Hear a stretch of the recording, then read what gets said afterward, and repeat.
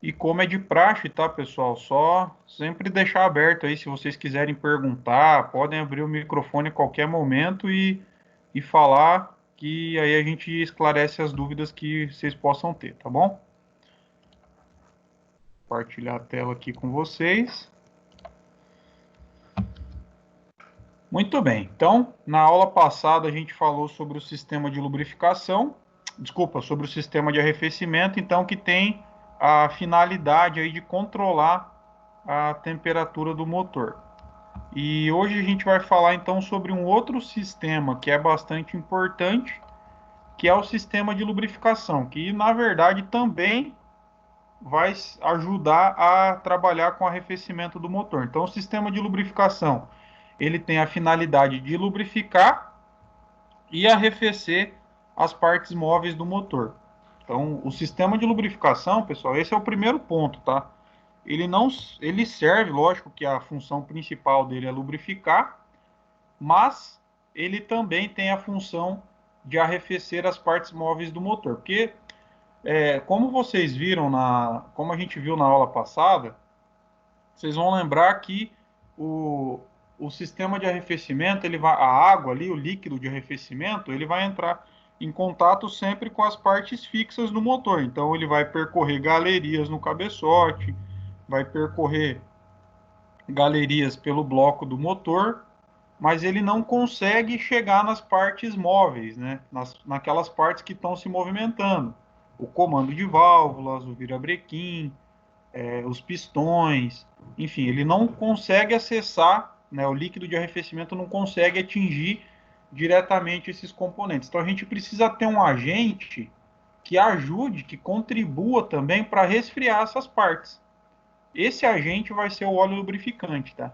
Então, o sistema de lubrificação ele tem a função de lubrificar e de arrefecer as partes móveis do motor. Lubrifica as partes móveis e ajuda, contribui para o arrefecimento das partes móveis também. Muito bem, então, por definição, né, o sistema de lubrificação tem como função lubrificar as partes metálicas móveis para evitar o atrito entre as peças e a dilatação excessiva. Lembrar também que o atrito ele sempre produz o superaquecimento da peça, né? Então o atrito gera o aquecimento. Se esse atrito não for controlado, as peças vão superaquecer e aí vão entrar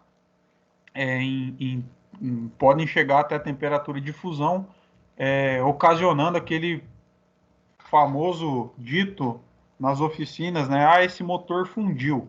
O que quer dizer o motor fundiu? O motor fundiu significa que por algum motivo as peças elas se dilataram, entraram em atrito, atingiram seu ponto de fusão e derreteram, né? E aí quando elas derretem, elas acabam grudando uma na outra. Isso significa dizer que o motor fundiu. Além disso, o sistema de lubrificação vai proteger contra a corrosão, né? As partes móveis do motor, elas são partes polidas, então elas sofrem bastante com um aspecto ligado à corrosão, né? Elas precisam ser protegidas, então, por esse motivo. E o óleo lubrificante ele vai gerar uma camada protetora ali para evitar, então, a oxidação dessas peças. Tem a questão de refrigerar, né? De resfriar, de ajudar na refrigeração dessas superfícies de contato, que são os lugares onde o líquido de arrefecimento não consegue chegar, então aí você usa o óleo lubrificante como um agente arrefecedor, e assim, né, ele vai reduzir o desgaste do motor e prolongar a vida útil, né? Então tudo isso, todas essas funções aí têm como objetivo evitar o desgaste ou reduzir o desgaste, porque muitas vezes ele é inevitável, e com isso prolongar a vida útil do motor.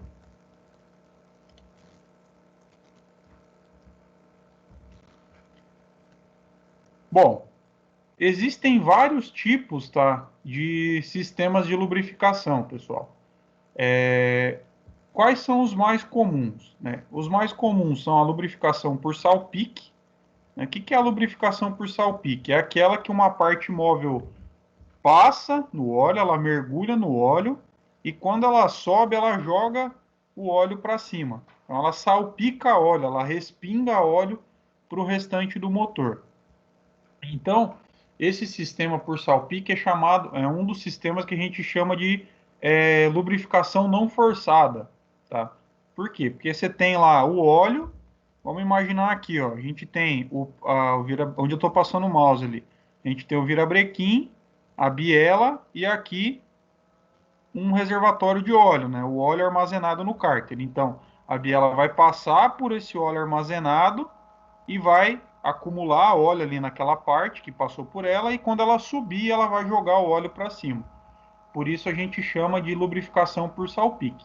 Bom, mesmo os motores que têm a lubrificação por circulação forçada, elas vão ter lubrificação por salpique também, porque você tem ali o cárter como um acumulador de óleo, e querendo ou não, o óleo está respingando para todos os lados ali e contribuindo para a lubrificação das partes móveis do motor. Então, esse é o primeiro tipo de lubrificação que a gente pode encontrar no motor, por salpique. A gente também tem um sistema de lubrificação que vai misturado junto com o combustível, e inclusive eu já contei aqui para vocês, já comentei com vocês aqui nas aulas, qual é o tipo de motor que vai utilizar o óleo lubrificante misturado ao combustível. Vocês lembram que tipo de motor é esse? Alguém se recorda? Que tipo de motor que usa o óleo lubrificante misturado ao combustível? É o dois tempos? Isso, os motores dois tempos. Os motores dois tempos, a gente vai lembrar lá que ele tem a janela de admissão, a janela de exaustão, então o combustível entra pela janela de admissão, passa pelo virabrequim ali, pela biela e pela parte de baixo do motor, onde seria o cárter, né? E aí entra pela janela de transferência na outra lateral.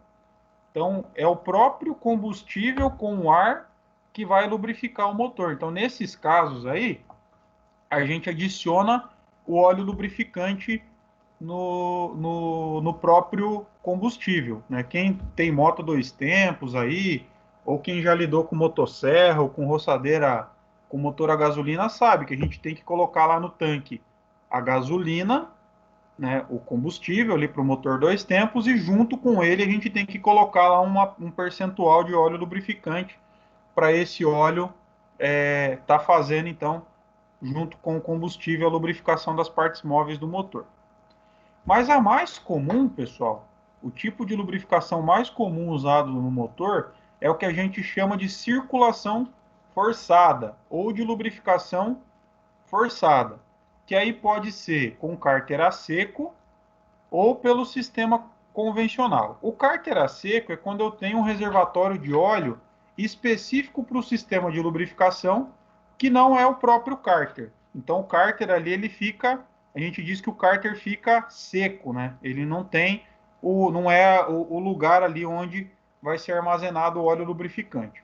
Agora o sistema mais utilizado aí, via de regra, o que mais vocês vão encontrar, praticamente todos os veículos vão utilizar veículos aí convencionais, né, os que a gente consegue observa no nosso dia a dia aí, vai utilizar o sistema convencional, em que o óleo lubrificante vai ficar armazenado então no cárter do motor, né? O cárter vai ser, além da tampa inferior do motor, ele vai ser o reservatório do lubrificante.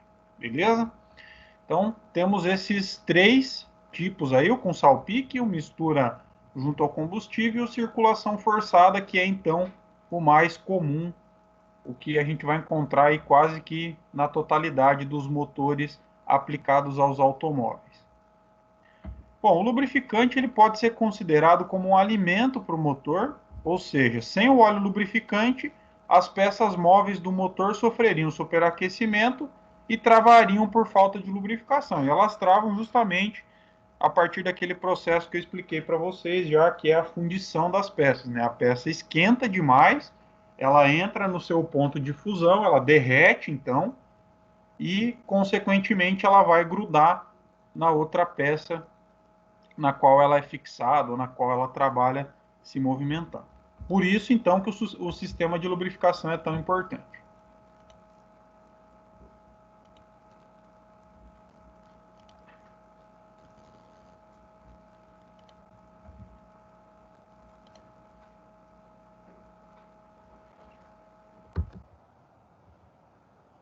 Uma coisa que eu acho que eu tenho um vídeo sobre lubrificação por salpico aqui.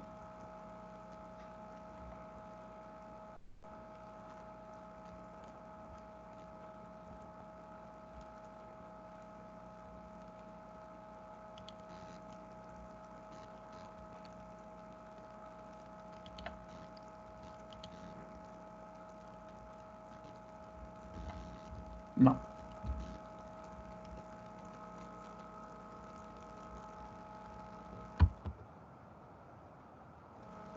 É só sobre o sob pressão que eu tenho. Então, a gente vai focar aqui no sob pressão, que é o que mais a gente tem de uso hoje, né? Então é o que é mais importante vocês conhecerem. Mas antes disso, eu vou passar um videozinho aqui fazendo uma introdução à questão do sistema de lubrificação sob pressão.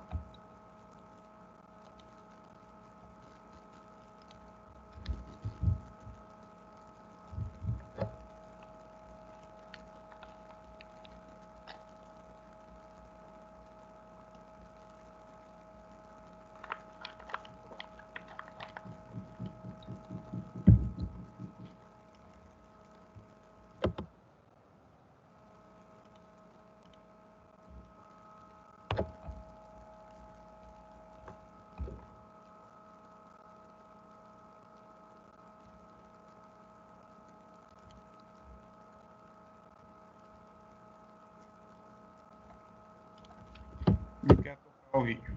Vamos abrir de novo.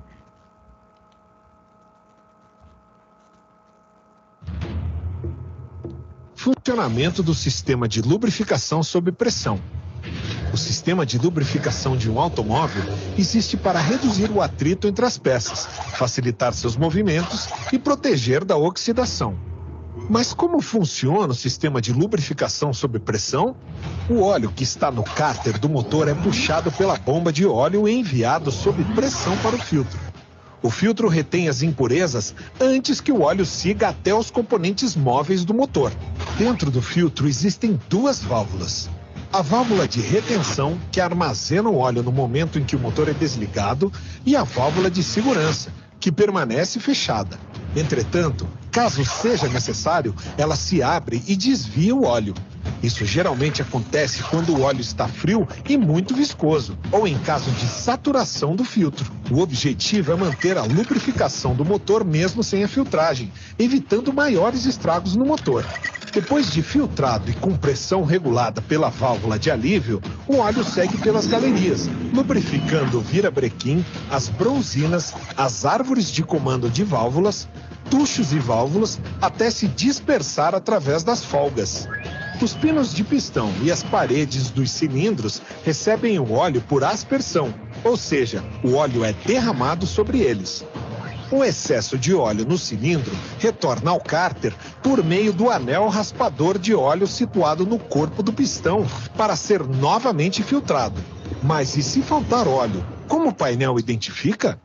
Um sensor monitora a pressão do óleo. Uma vez que esse sensor percebe a baixa pressão, ele fecha o contato elétrico e permite que o interruptor acenda a lâmpada indicadora no painel. É importante lembrar que a luz pode acender por ausência de pressão, por exemplo, quando a bomba de óleo está danificada. Outro caso também é quando há falta de lubrificante. Quando a luz acende, portanto, pode ser a hora de efetuar um reparo em seu motor ou de realizar a troca do óleo e do filtro. Lembre-se sempre de instruir seus clientes a respeito dessa troca. É importante seguir as orientações do fabricante a respeito da quilometragem e especificações dos produtos.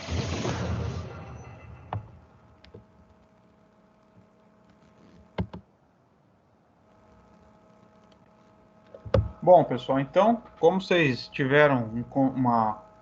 puderam ter uma análise aí no contexto geral, o sistema de lubrificação sob pressão, então ele vai trabalhar, logicamente, como o próprio nome diz, sobre pressão. Então, nós vamos ter aqui o cárter, tá certo? Que é o responsável por fazer a tampa inferior do bloco do motor, mas ele é o local onde vão estar armazenadas, onde fica armazenado o óleo lubrificante.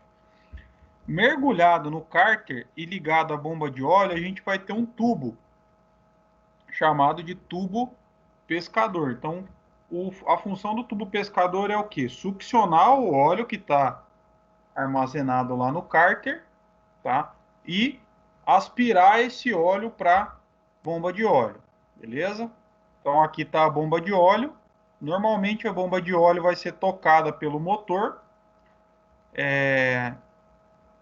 e ela vai gerar uma pressão no óleo lubrificante. Gerando essa pressão, o óleo lubrificante vai ser mandado para o filtro de óleo. Então, aqui a gente tem duas válvulas, né? Uma válvula de alívio e uma válvula de redução. A válvula de redução, ela pode estar na própria bomba de óleo, tá, pessoal? Que ela vai, então, aliviar, reduzir, controlar a pressão do sistema de lubrificação do motor. Porque se a pressão estiver muito alta também, a gente pode ter problema de produzir muito gás dentro do óleo, tem muita emissão vaporativa, uma pressão muito grande dentro do cárter, e aí começar a estourar vazamento para todos os lados do motor.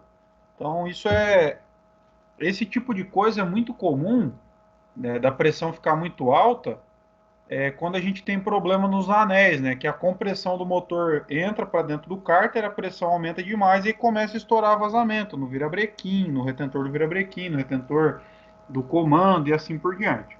Então a pressão é controlada para que ela seja suficiente para lubrificar o motor, mas para que ela não seja tão alta a ponto de danificar também as vedações. Por que a gente tem uma válvula de alívio no cárter, pessoal? Desculpa, uma válvula de alívio aqui no cabeçote do filtro, tá? Essa válvula de alívio é chamada também de válvula bypass, tá? Porque se por algum motivo a pressão no filtro for muito alta, ela abre um caminho alternativo para o sistema de lubrificação continuar a lubrificar o motor.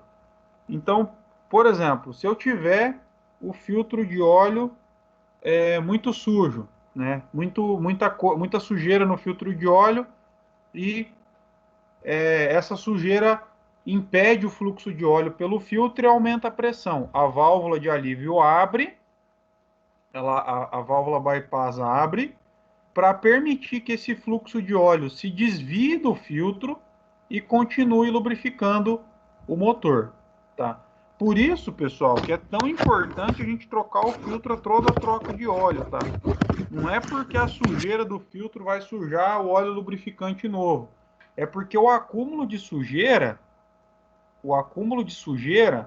dentro do filtro pode fazer a pressão subir demais, abrir a válvula bypass, e aí o motor passa a ser lubrificado com óleo não filtrado, com óleo sujo.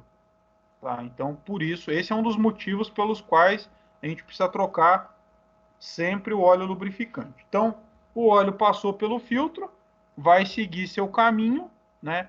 E aí, o que ele vai lubrificar? Bom, pessoal, depende sempre do tipo de motor. Esse exemplo que está aparecendo para vocês aqui, ó, tem o turbocompressor. Então, ele vai lá lubrificar o turbocompressor, ele vai lubrificar as válvulas no cabeçote, os tuchos no cabeçote, as bronzinas de mancal, as bronzinas de biela, ele vai lubrificar as paredes do cilindro, o pino do pistão, enfim.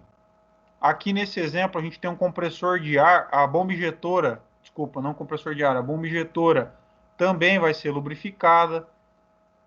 Então ele vai subir sob pressão, né, na linha, no sistema que a gente chama de linha principal, vai lubrificar todas essas partes que precisam ser lubrificadas, e aí a gente vai ter aqui a linha de retorno, que é por onde esse óleo lubrificante vai retornar para o cárter do motor para ser usado novamente e começar novamente todo o fluxo aí pelo sistema de lubrificação.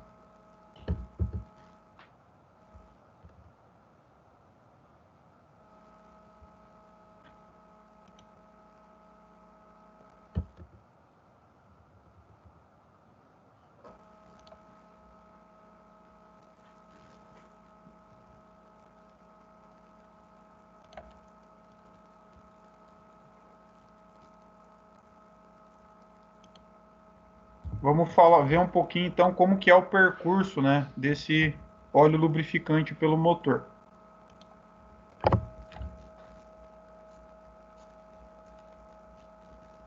Observe que o óleo armazenado no cárter é aspirado pela bomba e é enviado para o filtro, que reterá as impurezas do óleo.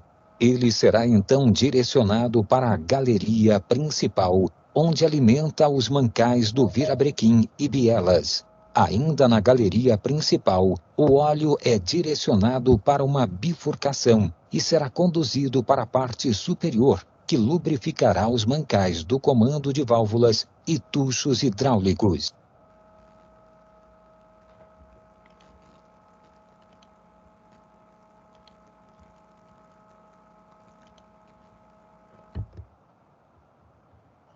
O vídeo mais uma vez aqui.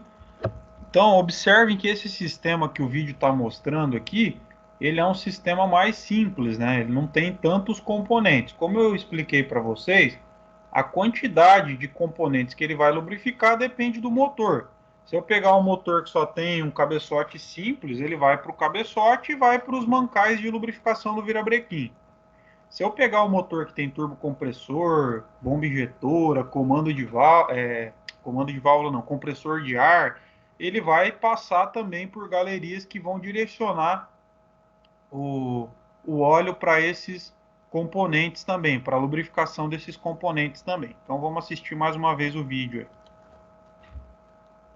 Observe que o óleo armazenado no cárter é aspirado pela bomba e é enviado para o filtro, que reterá as impurezas do óleo.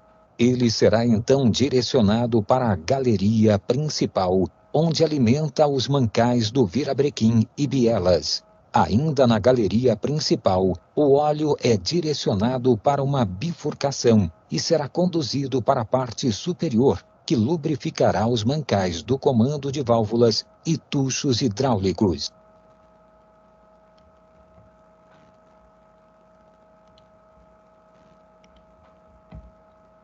Muito bem, então, alguma dúvida aí, pessoal, sobre o circuito do óleo? Entenderam mais ou menos como que é? Porque agora a gente vai começar a falar de componente por componente, tá? Mas é importante que vocês entendam ali o percurso que o óleo lubrificante faz pelo motor, para aí a gente entender bem certinho qual que é a função de cada componente. Então, vocês têm alguma dúvida, alguma pergunta?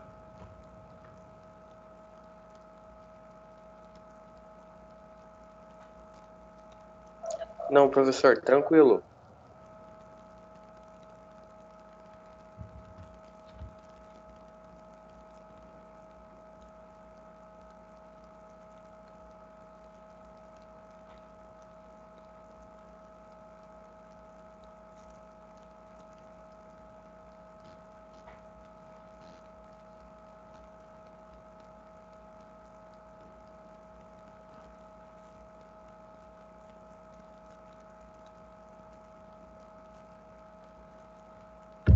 Então, beleza, pessoal. Então, vamos dando sequência aqui. Agora a gente vai falar, então, de componente por componente. Começando por dois componentes aqui que são bem simples, tá? O cárter, né? O que é o cárter, pessoal? Além de ser a tampa inferior do motor, o cárter ele é o reservatório de óleo, onde o óleo lubrificante vai ficar armazenado para que o sistema de lubrificação possa utilizar. Então ele tem uma margem ali de óleo lubrificante armazenado para que não falte lubrificação durante o funcionamento do sistema. O cárter, pessoal, é uma peça simples, né? Ele pode ser feito de diversos materiais, né? Hoje, o mais comum é latão, alumínio E em muitos casos está sendo usado o cárter de plástico, tá?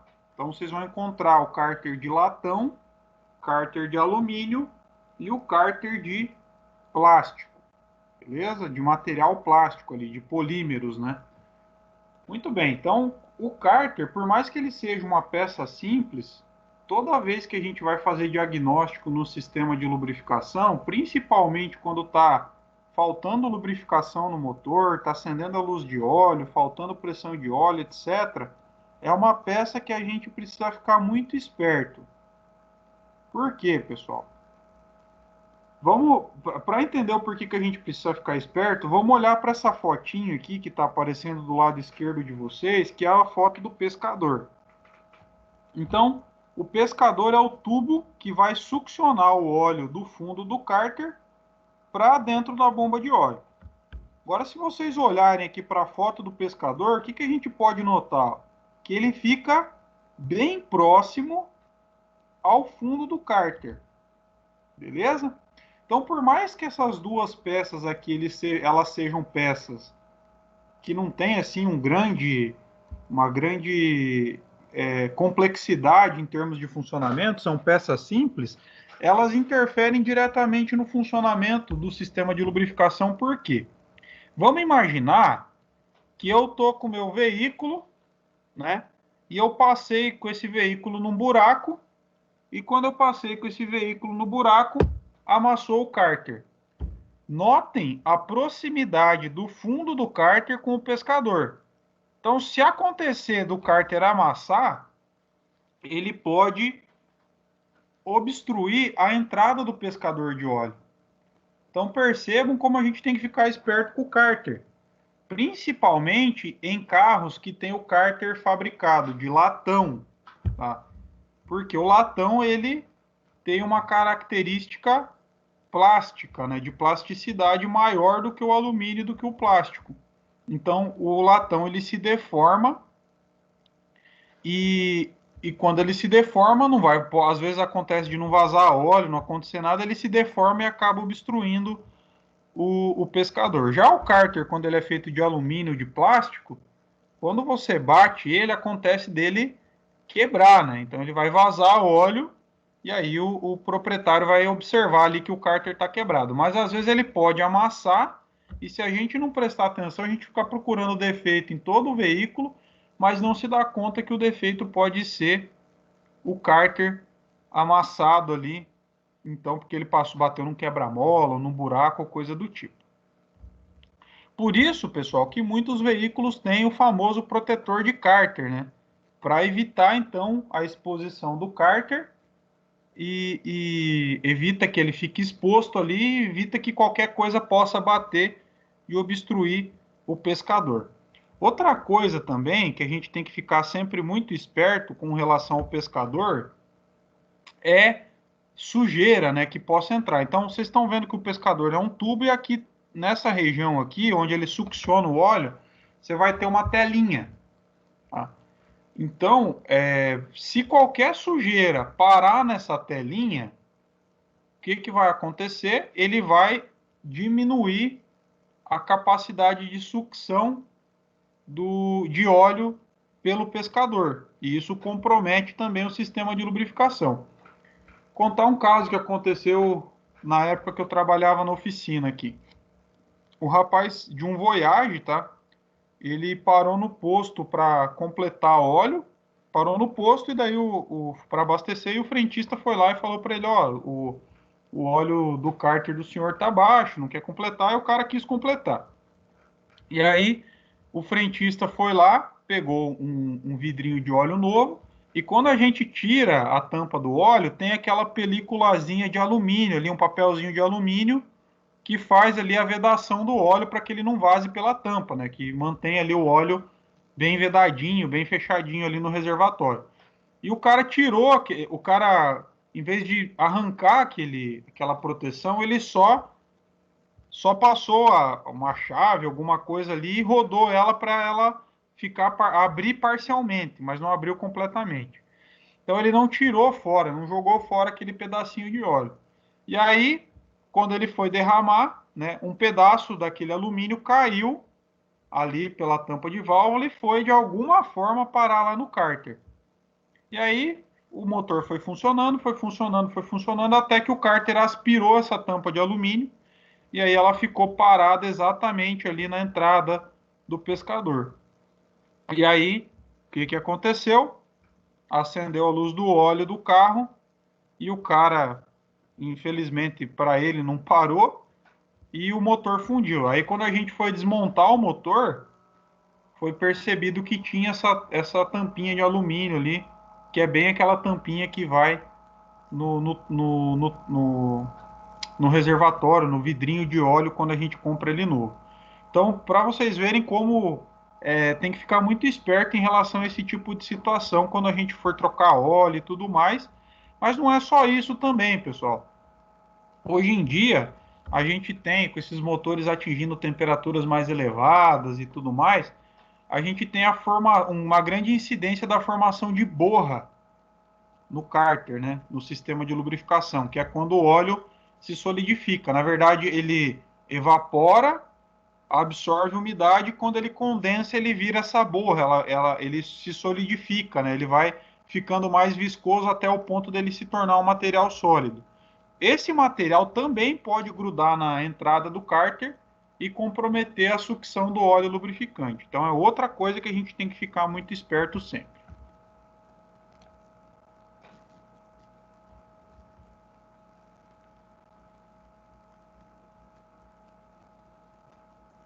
Bom, então o pescador vai ser conectado à bomba de óleo e então a gente tem a bomba de óleo vai ser então o elemento que vai pressurizar, vai succionar, né, gerar o vácuo para o pescador puxar o óleo do fundo do cárter e vai gerar uma pressão nesse óleo lubrificante, enviando ele para a galeria principal do sistema de lubrificação. Então a gente tem aqui 3 modelos de bomba, tá? A bomba por engrenagens, a bomba com excêntrico crescente e a bomba de óleo por rotor. Então essas 3 bombas vocês podem encontrar dependendo do tipo de motor que vocês estão abrindo, da marca, do modelo, enfim. Isso é bem variado.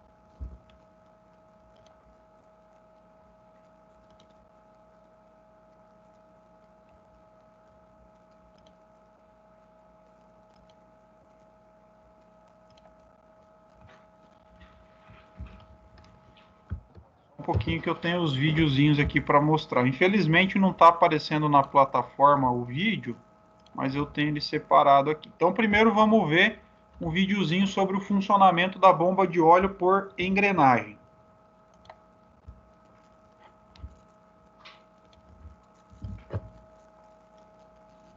A bomba de óleo por engrenagens é acionada por uma corrente ou uma engrenagem que empurra o virabrequim. O óleo é sugado pelo cárter devido à ação das engrenagens no interior da bomba. Ele entra pela periferia das engrenagens, é comprimido na câmara posterior, onde os dentes do centro realizam a vedação para o instante de compressão, e então é direcionado para o filtro e para as galerias do motor. Então qual que é a característica principal de uma bomba de óleo por engrenagens, né? A gente tem 2 engrenagens que fazem um movimento contrário uma em relação à outra, lógico, né? É uma tendência de um sistema de transmissão por engrenagens, mas de um lado ela está puxando, né? Produzindo vácuo, e do outro lado ela está empurrando. Então é um sistema de 2 engrenagens simples, né? Não tem. Bomba de óleo por engrenagem ou uma. O óleo é. Então, como eu estava explicando, são 2 engrenagens simples. Uma delas vai ser tocada pelo virabrequim, a outra vai girar solidária a essa engrenagem que é tocada. O sistema de transmissão da força do virabrequim para a bomba de óleo depende do motor. Então a gente tem motores que vão usar corrente, né, usam uma corrente, tipo corrente de bicicleta, corrente de moto, e outras vão usar uma engrenagem com contato direto ali com o virabrequim. Então, desse lado aqui ela vai produzir um vácuo, né, que vai puxar então o óleo pelo pescador. Esse óleo vai ser pressurizado, jogado contra as paredes da bomba, nessa região aqui, e do outro lado esse óleo vai ser pressurizado então para ser mandado para o filtro de óleo lubrificante. A bomba de óleo por engrenagens é acionada por uma corrente ou uma engrenagem que empurra o virabrequim. O óleo é sugado pelo cárter devido à ação das engrenagens no interior da bomba. Ele entra pela periferia das engrenagens, é comprimido na câmara posterior, onde os dentes do centro realizam a vedação para o instante de compressão, e então é direcionado para o filtro e para as galerias do motor. Então essa é a bomba por engrenagens. Agora vamos ver um pouquinho a bomba de óleo de rotor, que é uma bastante comum também nos sistemas de lubrificação de automóveis.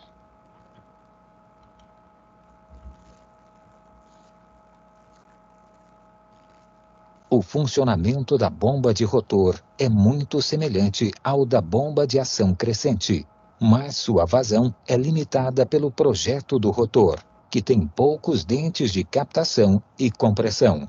O processo se inicia na área de sucção, que recebe óleo do cárter e o envia para a área de compressão, onde será pressurizado para o sistema de lubrificação, que terá uma depressão e irá recolher o óleo. Note que sempre terá um dente vedando a área de compressão ou de sucção do óleo para proporcionar o efeito de bombeamento. Muito bem, então essa aqui é a bomba. O funcionamento da bomba de rotor é muito semelhante. Essa aqui é a bomba de rotor, tá? Então o que a gente tem de característica nela? Normalmente o centro dessa bomba aqui é ligado no próprio virabrequim, tá? Ou então num elemento que é conectado ao virabrequim por corrente ou por engrenagem. Então ele vai girar, de um lado ele vai succionar o óleo, do outro ele vai pressurizar esse óleo, então que depois vai ser mandado para a nossa galeria, para o filtro e posteriormente para a galeria principal. Deixa eu só fazer o aceite de alguém aqui que tá, o Raul. Beleza. Vamos assistir de novo aqui o videozinho da bomba de rotor. Essas duas, tanto a de engrenagem quanto a de rotor, são as mais comuns, tá? Por isso que a gente está abordando elas. Vocês podem encontrar outros modelos de bomba, mas as duas mais comuns vão ser essa de rotor e a bomba de engrenagens. O funcionamento da bomba de rotor é muito semelhante ao da bomba de ação crescente, mas sua vazão é limitada pelo projeto do rotor, que tem poucos dentes de captação e compressão.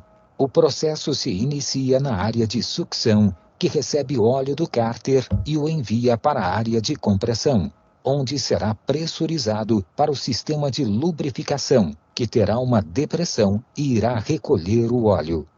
Note que sempre terá um dente vedando a área de compressão ou de sucção do óleo para proporcionar o efeito de bombeamento. Muito bem. E aí, pessoal, para controlar o funcionamento da pressão do óleo, então a bomba, vocês notaram ali que ela, lógico que ela tem um limite em relação à pressão máxima que ela pode gerar, mas via de regra, né, não tem nada que controle, diretamente pelas engrenagens não há nada que controle a pressão. Por isso que adicionada à bomba de óleo, a gente tem uma válvula de alívio. Então a válvula de alívio, ela vai controlar a pressão do óleo, tanto quando o motor está em baixas rotações, que a bomba de óleo está girando numa velocidade maior, quanto quando o motor está numa rotação mais elevada.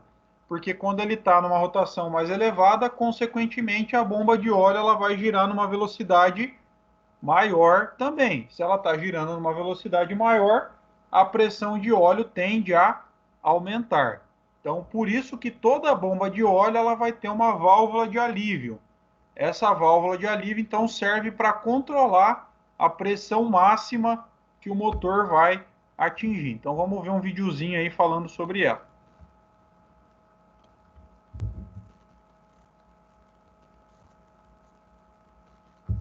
Os fluidos mudam sua viscosidade conforme a temperatura no sistema de lubrificação.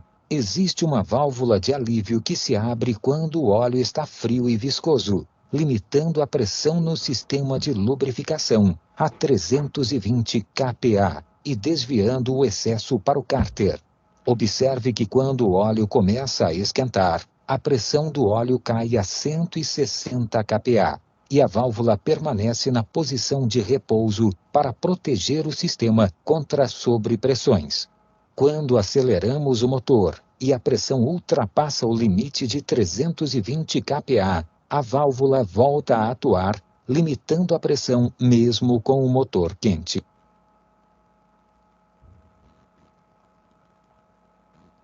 Bom, pessoal, então vocês viram aí que além da questão da rotação do motor, que influencia diretamente na pressão, e é por isso que para isso que serve a válvula de alívio, né? Para controlar justamente essa questão aí, a gente tem ainda a questão da viscosidade do óleo, que muda de acordo com a temperatura. Então, quanto mais quente o motor, a tendência do óleo é estar mais fino também. Então, a válvula ela está ali, né? E aí quando ele afina, a tendência da pressão é sempre diminuir. Então a válvula de alívio ela está ali também para ajudar nesse controle, para que quando o óleo está mais espesso, ele não gere uma pressão tão grande que comprometa o funcionamento do sistema.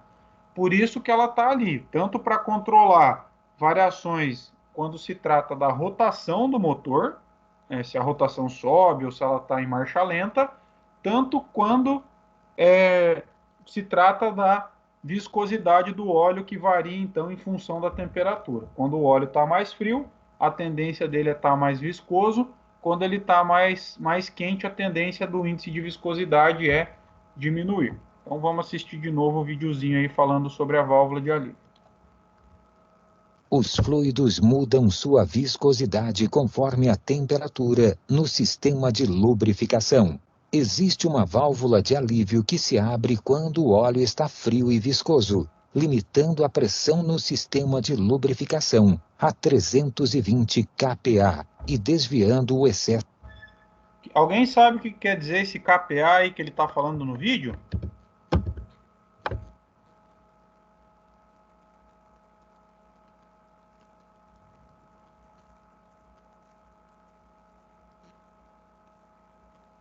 Ele falou ali que a válvula de alívio limita a 320 kPa. O que quer dizer esse kPa?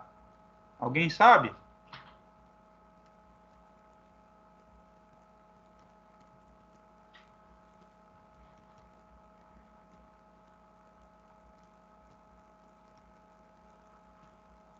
Ninguém sabe o que é kPa e ninguém vai perguntar, então, o que é o kPa?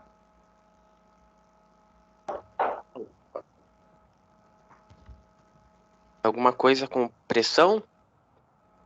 Isso, Medida exatamente, de Luiz. pressão? Exatamente, é uma unidade. Ó, o Nathan perguntou o que é. Isso, é exatamente isso, Luiz. O kPa é quilopascal. É uma unidade de medida de pressão, tá? Uma das atividades que a gente vai fazer na prática lá no Senai é medir a pressão do óleo lubrificante, tá? Vocês vão ver que os manômetros que a gente usa hoje em dia, eles vão trabalhar com quilograma-força por centímetro quadrado, que é outra unidade de medida de pressão, ou com o bar. Tá? Então a gente trabalha hoje em dia com o bar para esse tipo de medição, ou com quilograma-força por centímetro quadrado. Foi uma opção das pessoas que fizeram o vídeo trabalhar com kPa, beleza? Outra coisa também, aproveitando que eu já estou aqui, que eu já estou aqui, é falar para vocês que são esses dois fatores, tanto temperatura quanto pressão, quanto rotação do motor, elas são bastante importantes quando a gente vai fazer a medição da pressão do óleo lubrificante. Daqui a pouco tem até um vídeo falando sobre isso que eu vou passar para vocês, mas é muito importante a gente levar em consideração a temperatura do motor, Então, quando a gente olha no manual lá, no manual do motor, por exemplo, que a gente tem uma determinada pressão para o sistema de lubrificação daquele motor. Por exemplo, esse motor aqui, ele vai dar 3,5 bar de pressão. Junto com essa informação do 3,5 bar de pressão, vai ter a informação da rotação e da temperatura. Então, vai ser 3,5 bar de pressão a X RPM de velocidade do motor a tanto de temperatura. Por quê, pessoal? Porque a gente, por mais que exista a válvula de alívio ali para controlar, a tendência é da rotação subir, a pressão subir também. A tendência é do motor esquentar, a pressão cair, porque aí o óleo fica mais fino. Então, quando a gente está medindo o óleo com o motor frio, vai ser uma coisa. Quando a gente está medindo o óleo com o motor quente, vai ser uma outra coisa. Por isso que quando a gente for consultar a pressão do óleo lubrificante de um motor, a gente precisa levar em consideração esses fatores também. Não posso só chegar lá, colocar o manômetro, medir, achar que está ruim ou está bom, porque a incidência desses fatores pode alterar a pressão do sistema de lubrificação. Mas depois a gente vai falar especificamente sobre a medição da pressão do óleo também, tá? Os fluidos mudam sua viscosidade conforme a temperatura no sistema de lubrificação. Existe uma válvula de alívio que se abre quando o óleo está frio e viscoso, limitando a pressão no sistema de lubrificação a 320 kPa e desviando o excesso para o cárter. Observe que quando o óleo começa a esquentar, a pressão do óleo cai a 160 kPa e a válvula permanece na posição de repouso. Notem aí que no vídeo ele fala de 320 quando o motor está frio, 160 quando ele está quente. Então, é lógico que, como o vídeo ele é feito dentro de um contexto geral, já expliquei isso para vocês em aulas anteriores. Então, esse valor de pressão que está aqui não é o mesmo para todos os motores. A gente sempre tem que consultar o manual do motor para saber qual que é a pressão de óleo específica para aquele sistema. Mas aqui dá para a gente notar essa questão que eu comentei com vocês. Ele está frio, a pressão está lá em 320 kPa, ele esquenta, a pressão cai para 160. Quer dizer que está ruim? Não, não quer dizer que está ruim. Mas isso, inclusive, faz parte do próprio funcionamento do sistema de lubrificação. Porém, eu sempre preciso prestar atenção nessa informação quando eu for fazer a medição da pressão do óleo, porque senão eu posso achar um defeito onde, na verdade, não tem defeito. Para proteger o sistema contra sobrepressões. Quando aceleramos o motor e a pressão ultrapassa o limite de 320 kPa, a válvula volta a atuar, limitando a pressão mesmo com o motor quente. Tranquilo, pessoal? Alguma dúvida até aqui?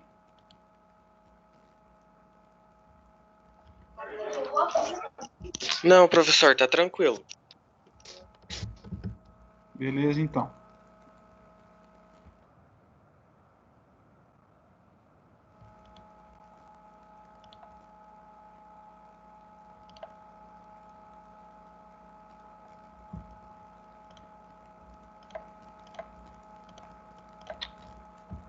Muito bem. Então,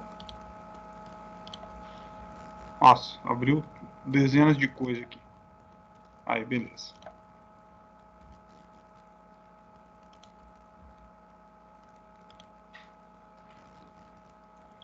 Bom, alguns motores, pessoal, dependendo da temperatura que ele vai trabalhar, ele tem a exigência de ter que ter um trocador de calor de óleo, tá? Então, o que é um trocador de calor de óleo? É um radiador de óleo, tá? Que vai trocar calor entre o óleo do motor e o fluido do sistema de arrefecimento, tá? Então, o que vai acontecer? A gente vai ter o óleo entrando dentro das colmeias e esse sistema aqui mergulhado no sistema de arrefecimento do motor para que o óleo lubrificante, então, seja arrefecido pelo sistema de arrefecimento do motor, para que a temperatura dele diminua através do contato ali do resfriamento proporcionado pelo sistema de arrefecimento do motor.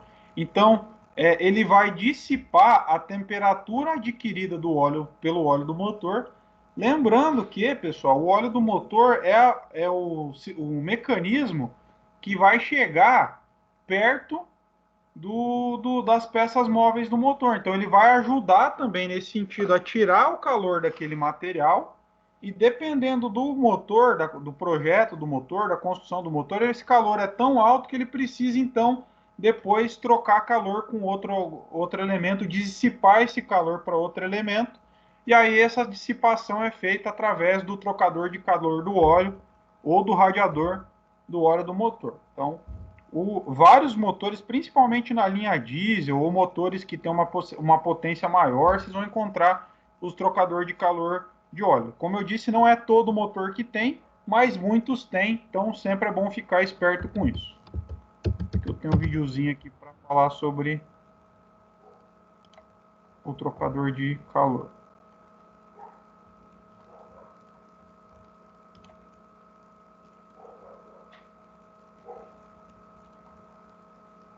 Aqui, ó, o sistema de lubrificação, então, com o radiador de óleo. Então, notem que o radiador de óleo ele vai ficar, às vezes antes, às vezes depois do filtro, depende do fluxo de óleo pelo sistema de lubrificação, mas então ele vai trocar calor com o líquido de arrefecimento. Vou passar o videozinho aqui para vocês entenderem um pouquinho melhor.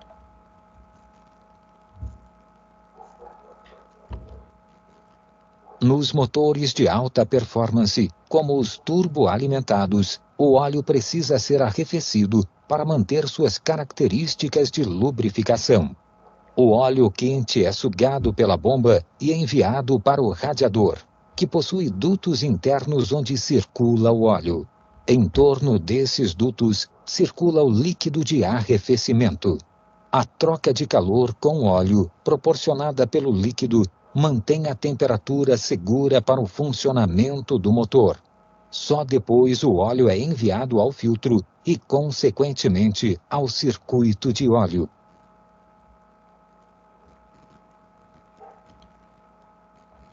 Nos motores de alta performance, como os turboalimentados, o óleo precisa ser arrefecido para manter suas características de lubrificação. O óleo quente é sugado pela bomba e enviado para o radiador, que possui dutos internos onde circula o óleo. Em torno desses dutos circula o líquido de arrefecimento. A troca de calor com óleo, proporcionada pelo líquido, mantém a temperatura segura para o funcionamento do motor. Só depois o óleo é enviado ao filtro e, consequentemente, ao circuito de óleo. Bom, então deu para a gente entender a importância aí do trocador de calor de óleo. Então ele é bem importante, ele tem a função aí de arrefecer o óleo lubrificante, então dissipar o calor do óleo lubrificante. Porém, ele gera um problema, quando ele dá defeito, ele gera um tipo de problema bem característico no motor. Que tipo de problema é esse? Alguém sabe dizer?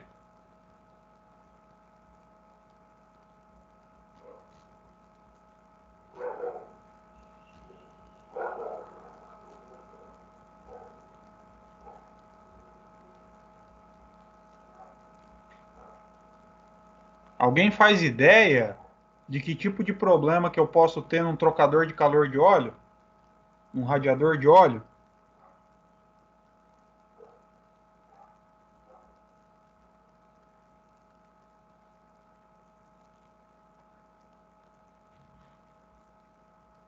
O que que você... o Alisson respondeu que não. Vou perguntar diferente então. O que que vocês acham que vai acontecer se eu tiver um buraquinho no trocador de calor de óleo? Se tiver um furo, um corte, qualquer coisa que permita o vazamento do óleo no trocador, o que que vocês acham que vai acontecer?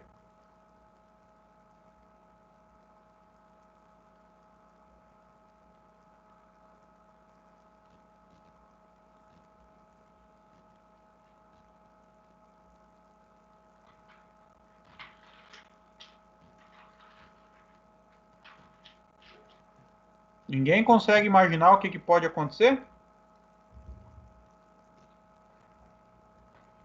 Exatamente. Vai misturar o líquido, o óleo do motor com o líquido de arrefecimento. Exatamente.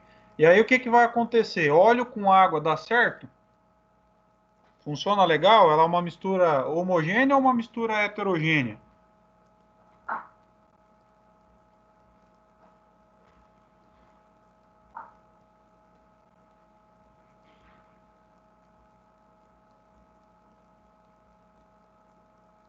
Via de regra, né, grandes quantidades não vão se misturar, mas como o óleo vai vazando aos pouquinhos ali pelo trocador de calor, ele acaba se misturando na água.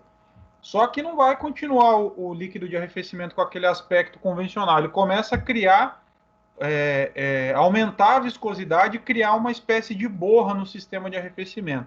E aí começa a obstruir radiador, obstruir válvula termostática, vira uma bagunça em todo o sistema de arrefecimento. Então, o dia que vocês abrirem um reservatório de líquido de arrefecimento, se depararem ali com um líquido que tem o aspecto de um leite condensado, um doce de leite, assim, né, fica meio branco, podem ter certeza que uma das possibilidades maiores aí é de ter passado óleo para água. Passou óleo para água. Pode ser, é só pelo radiador de óleo que acontece isso? Não, não é só pelo radiador de óleo.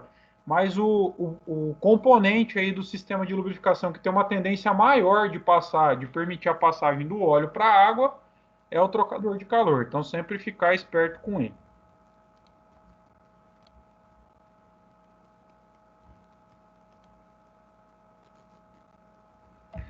Bom, então chegamos ao nosso filtro de óleo. Qual que é a função do filtro de óleo, pessoal? Ele tem como função reter os contaminantes que provém aí do sistema do próprio óleo lubrificante. Que tipo de contaminante que a gente pode ter? A gente pode ter carbonização que passa de dentro do cilindro para o óleo lubrificante.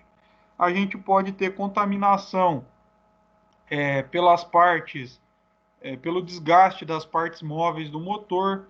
A gente pode ter contaminação pela formação de borra no óleo do motor. Então, tudo isso vai ficar retido no filtro de óleo para que passe apenas o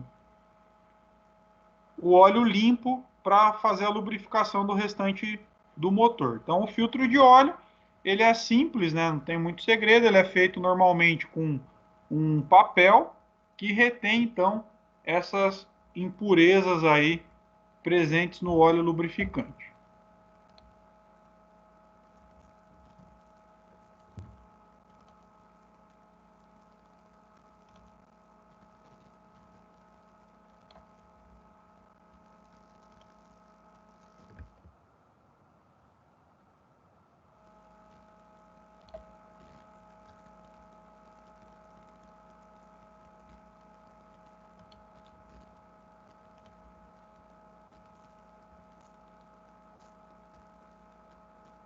O sistema de filtragem em derivação desvia o filtro e o óleo e alimenta a galeria dos munhões, moentes e simultaneamente do filtro.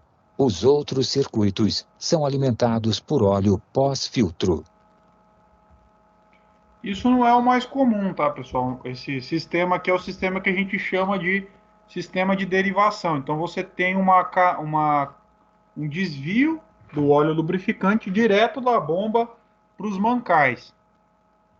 A maioria dos sistemas, ele vai trazer a lubrificação passando pelo filtro e aí sim depois indo para os mancais, né, para reter então todas as impurezas. Alguns sistemas ainda usam esse método de derivação, então só para vocês conhecerem aí que existe isso também. Vou passar de novo para vocês verem. O sistema de filtragem em derivação desvia o filtro e o óleo e alimenta a galeria dos munhões, moentes e simultaneamente do filtro. Os outros circuitos são alimentados por óleo pós-filtro. Então esse é o sistema de derivação, beleza? Como eu disse, né, a maioria usa um sistema em linha sem derivação, né? Ele vai passar pelo filtro para depois alimentar. Porém, é importante vocês saberem que existe esse modelo também. E existem também sistemas que têm dois filtros, tá? A gente pode ter um filtro primário, um filtro secundário, ou pode ter também um filtro de derivação, que aí é um sistema de filtragem rotativa, tá? Que é utilizado muito na linha pesada também, onde você tem um filtro que fica girando, e aí, como ele fica girando, a sujeira mais grossa do óleo é jogada para as paredes do filtro. Então, ele é um filtro centrífugo, né? Usa a força centrífuga para retirar os materiais sólidos mais pesados do óleo lubrificante. Então, vamos ver o que ele fala aqui no vídeo sobre o nosso sistema de lubrificação, com dois filtros, né?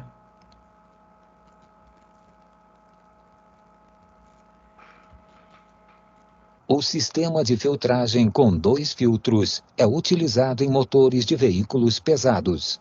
Os filtros estão interligados entre si e apresentam-se em derivação com o sistema de lubrificação.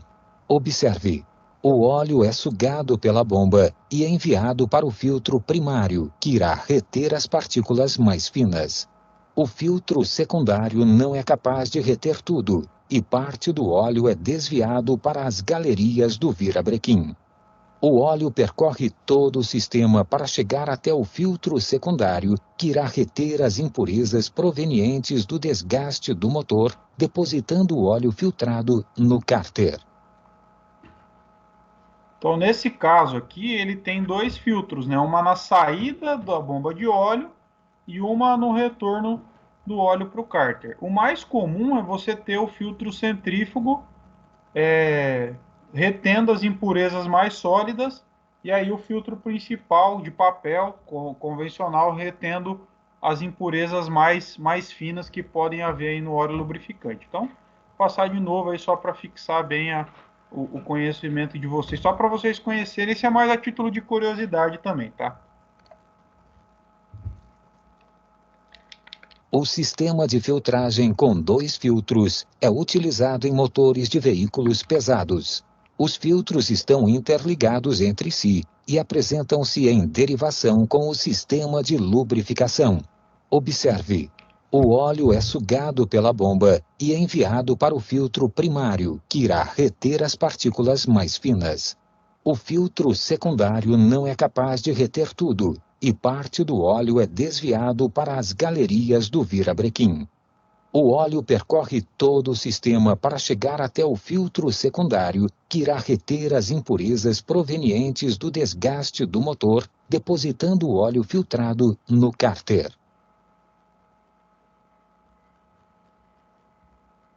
Pessoal, alguma dúvida aí sobre esse sistema de filtragem? Tranquilo? Professor, no caso, aqueles carros mais antigos que tem um filtro na tampa de válvula, para que serve aquele filtro? Seria um secundário também? Não, aquele filtro na tampa de válvula ali é uma espécie de filtro secundário também, mas ele é um filtro mais grosseiro para evitar que a carbonização que se forma na tampa desça para o cabeçote, porque as partes mais altas do motor elas têm um efeito, uma possibilidade maior de reter umidade. E quando a umidade, se você, por exemplo, pegar o motor AP, por exemplo, que provavelmente é desse que você desse modelinho que você está falando, né? É do É V8 um, filtro, 318. um filtrinho metálico, né? É isso ou não? Isso, metálico. Então, normalmente esse filtro ele está ali para reter essas impurezas que possam descer ou da hora que você vai colocar óleo dentro do motor, ou mesmo por causa do índice de borra que é formado na tampa.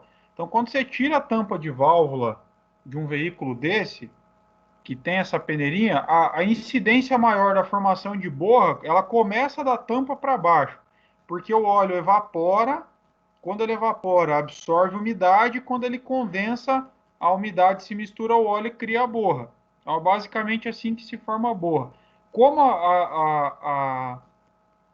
o índice maior de formação é na tampa, esse filtro fica ali para impedir que essa borra comece a cair tão logo ela se forme na tampa para o cárter. Para isso que serve. Ele não é um filtro que está em linha com o sistema de lubrificação. Entendeu, Alisson? Beleza, entendi. Se foi o que eu estou entendendo que você está perguntando, mas eu não sei se você já viu aquele filtrinho metálico que tem na tampa do AP, do motor AP. Eu estou montando um V8 aqui em casa e eu tive que comprar 2, um para cada lado das tampas. Por isso que eu perguntei qual que era a função dela. Provavelmente é isso. Provavelmente é isso. Se é o que eu estou imaginando, o modelo de filtro que eu estou imaginando é para isso. Ah, beleza. Beleza? Mais alguma pergunta, pessoal?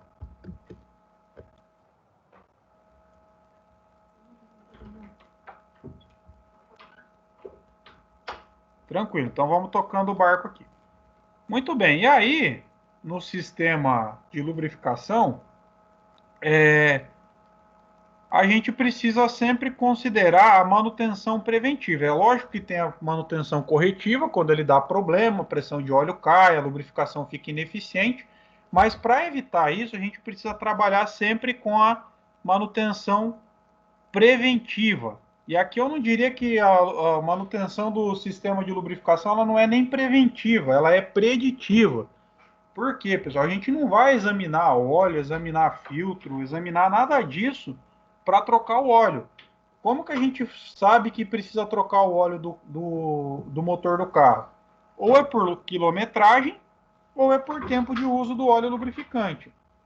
Então, a manutenção preventiva do sistema de lubrificação, ela é sempre uma lubrificação, ela é sempre uma manutenção preditiva, tá? Ou é por quilometragem ou é por tempo que a gente precisa trocar o óleo e o filtro do motor. Bom, por que a gente precisa trocar o óleo, então? Porque as partículas que ficam ali, elas contaminam o óleo lubrificante e aí elas são do tamanho normalmente de um fio de cabelo humano, né, da espessura de um fio de cabelo humano. Então ela é muito pequena, ela vai se misturar no óleo, vai passar pelo filtro, o filtro logicamente vai reter. Aqui é só um exemplo da eficiência e dos modelos de filtro que a gente tem. A gente tem filtro com 2 microns, que são de alta eficiência. Desculpa, a gente tem partículas de 2 microns, tá, que são de alta eficiência. A gente tem maiores, ou alta incidência, né? A gente tem as partículas com maior causa de dano, que estão entre 5 e 10 microns, e as partículas de 15 microns que a gente chama de standard. Então, para vocês terem uma ideia, ó, essa bola amarela representa um fio de cabelo, essa bolinha preta aqui representa uma partícula de 2 microns, essa do meio, uma de 5 a 10, que é o que mais causa dano no motor, e a de 15 que está aqui na parte de baixo. Ou seja, as partículas sólidas que a gente encontra ali no óleo do motor, elas são menores do que o próprio fio de cabelo.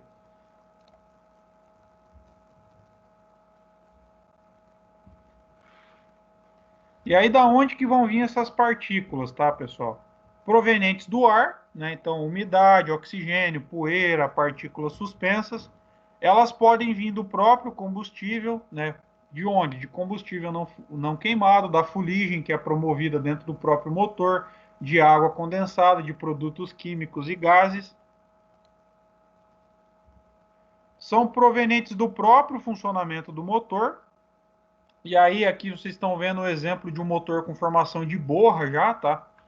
Então, elas podem ser de partículas metálicas que vão se desprendendo do motor conforme o tempo de funcionamento, ou mesmo da temperatura, e aí vai provocar o fenômeno chamado de cisalhamento. Então, as partículas, a contaminação do óleo do motor vem de tudo isso.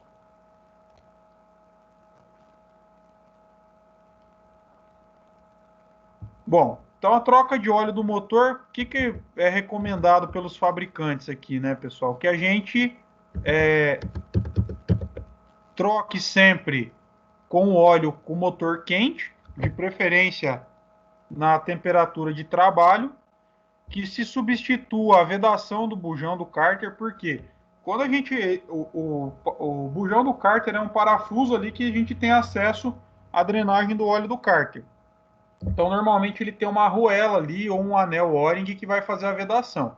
Quando a gente solta aquele parafuso, a vedação perde sua eficiência. Quando a gente aperta, ela pode esmagar, pode perder a sua capacidade de vedação. Então, por isso que é recomendado que se substitua a vedação.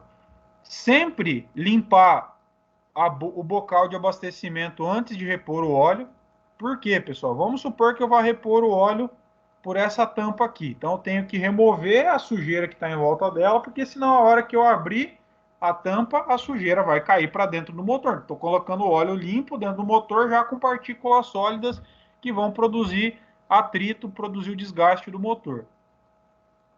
Antes da gente de funcionar o motor. Beleza, então eu esgotei o óleo, substituí a vedação, montei de volta o bujão de óleo lá no cárter, coloquei a quantidade de óleo lubrificante recomendada pelo fabricante, mas antes de funcionar o motor, eu preciso sempre verificar o nível do óleo para saber se ele já está dentro do especificado ou não. Depois que eu vou funcionar o motor, eu vou precisar conferir o nível do óleo também, principalmente porque a gente substitui o filtro de óleo. Então demora um pouquinho para esse óleo entrar dentro do filtro, e a tendência do óleo, depois que eu funciono, é baixar um pouquinho o nível. Então, sempre depois que eu funciono o motor, eu espero ele esquentar um pouquinho, e depois eu vou conferir novamente o nível do óleo lubrificante. E uma coisa muito importante, pessoal, é que depois que a gente troca o óleo do motor, quando a gente vai efetuar a partida, a gente precisa prestar atenção na luz de óleo. A gente precisa saber se ela vai apagar ou não, porque se ela não apagar, quer dizer que tem algum tipo de problema no sistema de lubrificação. Então, sempre prestar atenção nesses detalhezinhos aí.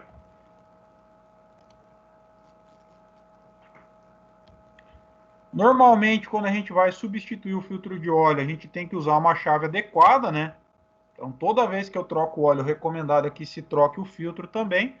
Essa chave adequada normalmente é porque o óleo, o filtro, ele cria uma pressão ali no seu alojamento e a gente não consegue soltar com a mão. Então, normalmente é uma chave com uma corrente, uma lixa, uma cinta, que é onde você vai poder fazer uma alavanca para remover o filtro de óleo.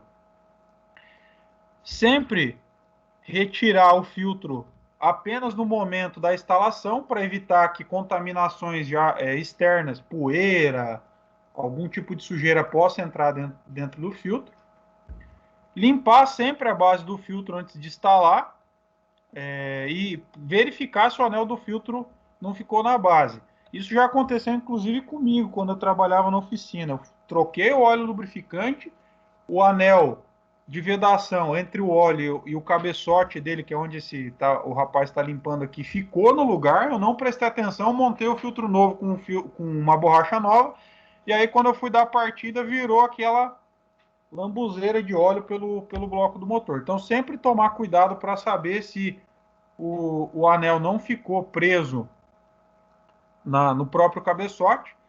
E é sempre recomendado a gente passar uma película de óleo sobre o anel antes de montar o filtro novo. Só uma camadinha ali para lubrificar o anel e ele não correr o risco de rasgar quando a gente dá o aperto final no filtro. E o aperto do filtro, pessoal, é aquele que a gente consegue dar com a mão, tá? Não precisa apertar o filtro com a chave, senão a pessoa que vai tirar o filtro vai xingar você até dizer chega. Porque se você aperta demais, depois fica muito difícil de remover o filtro. Então, encosta ele com a mão, já é suficiente para fazer a vedação necessária ali no filtro de óleo. Tranquilo, pessoal? A questão aí da troca, lógico que a gente vai fazer uma aula prática, né, sobre isso também. Mas queria saber se vocês têm alguma dúvida, alguma pergunta, alguma curiosidade sobre troca de óleo.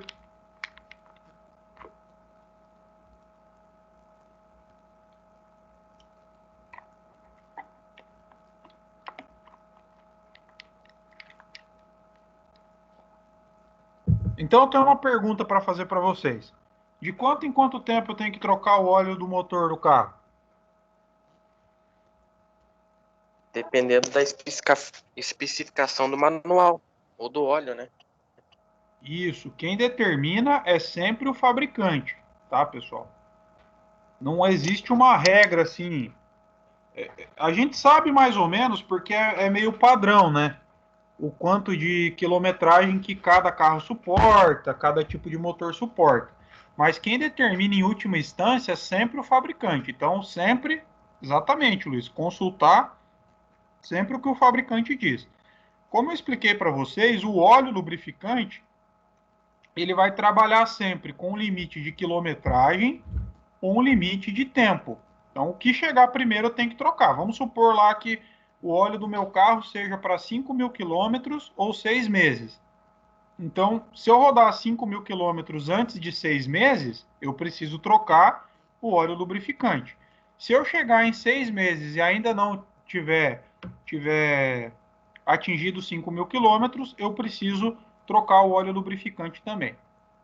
E aí, fazendo um paralelo aqui com a linha pesada, pessoal, na linha pesada, na linha de caminhões, além do modelo do caminhão, do modelo do veículo, a gente tem a aplicação do veículo e a gente leva em consideração o consumo de óleo diesel também para determinar a quilometragem de troca do óleo.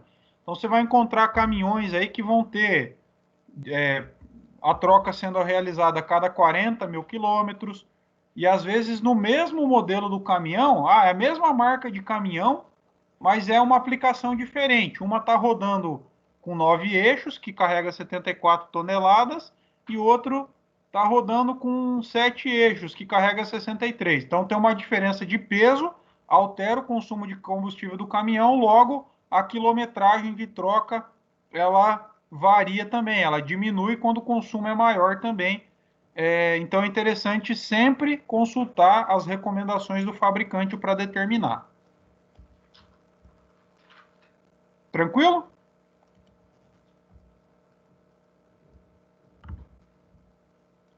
Muito bem, então vamos falar um pouquinho sobre o óleo lubrificante. Tá? Então, qual que é a função do óleo lubrificante? Pessoal, a função do óleo lubrificante é criar uma camada entre uma parte fixa e uma parte móvel, ou entre duas partes móveis, beleza? Então, deixa eu mostrar um videozinho aqui antes para falar, para contextualizar para vocês. Vamos mostrar o atrito entre a bronzina e o virabrequim.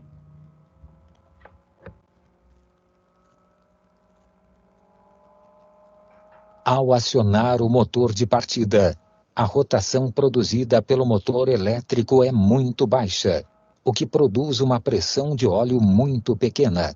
Nesse momento, temos um atrito entre o virabrequim e as bronzinas, gerando um desgaste dos componentes conhecido como atrito a seco. Quando o motor entra em funcionamento, mas a pressão de óleo é baixa, é formada uma película fina de óleo. Porém, algumas micropontas das superfícies ainda se tocam, ocorrendo um atrito com metal parcial, chamado atrito oleoso ou viscoso. Com o motor em funcionamento pleno, observamos uma espessa película de óleo separando as duas superfícies sem nenhum ponto de atrito metálico. O motor não sofre desgaste e seu atrito é irrelevante, conhecido como atrito fluido. Então, a função do óleo lubrificante é formar essa película, né, que acabou de passar no vídeo aqui, entre as duas partes móveis do motor. Para quê, pessoal? Para evitar o atrito, lubrificando, evitando o atrito, prevenir o desgaste. Ele também vai prevenir a oxidação e a ferrugem, que vão gerar a corrosão das peças, limpar e manter o sistema sempre limpo, então ele tem ação detergente, arrefecer as partes móveis, contribuir para a vedação, reduzir a emissão de poluentes e economizar combustível. Então, a função do sistema de lubrificação e do óleo lubrificante é entrar no meio daquelas duas peças, como apareceu no vídeo aqui, e eu vou mostrar para vocês daqui a pouquinho já, para evitar, então, esse atrito provocado pela falta do óleo lubrificante. Então, notem também que, dependendo da condição de funcionamento do motor, ela vai ter a lubrificação comprometida. Por isso que a longo prazo, o motor ele vai se desgastar. É impossível não ter desgaste no motor. Ele tem uma vida útil, ele vai durar uma determinada quilometragem, um determinado tempo, justamente por causa dessas condições aqui que estão aparecendo no vídeo. Quando ele está desligado, né, você não vai ter uma lubrificação eficiente. Quando ele está com pouca pressão, também não vai ter uma lubrificação eficiente, mas quando ele está com o sistema funcionando em pleno vapor, a gente tem, então, uma formação da película ali adequada de óleo entre as duas peças.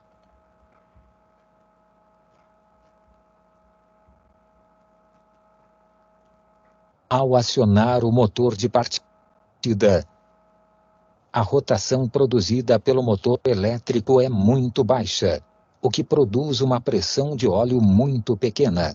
Nesse momento, temos um atrito entre o virabrequim e as bronzinas, gerando um desgaste dos componentes conhecido como atrito a seco. Quando o motor entra em funcionamento, mas a pressão de óleo é baixa, é formada uma película fina de óleo. Porém, algumas micropontas das superfícies ainda se tocam, ocorrendo um atrito com metal parcial, chamado atrito oleoso ou viscoso. Com o motor em funcionamento pleno, observamos uma espessa película de óleo separando as duas superfícies sem nenhum ponto de atrito metálico. O motor não sofre desgaste e seu atrito é irrelevante, conhecido como atrito fluido. E vamos ver um outro videozinho aqui falando sobre atrito também.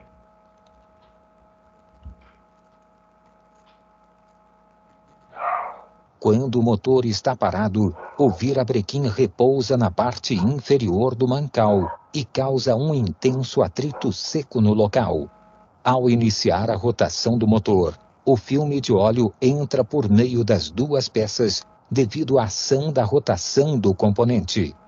À medida que a rotação vai aumentando junto com a pressão do óleo, o filme vai preenchendo o alojamento até que o virabrequim levante e se envolva com a película de óleo, proporcionando o movimento com o menor atrito possível.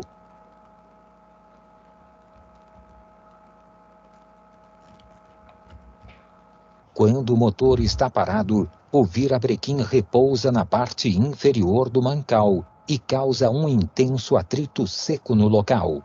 Ao iniciar a rotação do motor, o filme de óleo entra por meio das duas peças devido à ação da rotação do componente.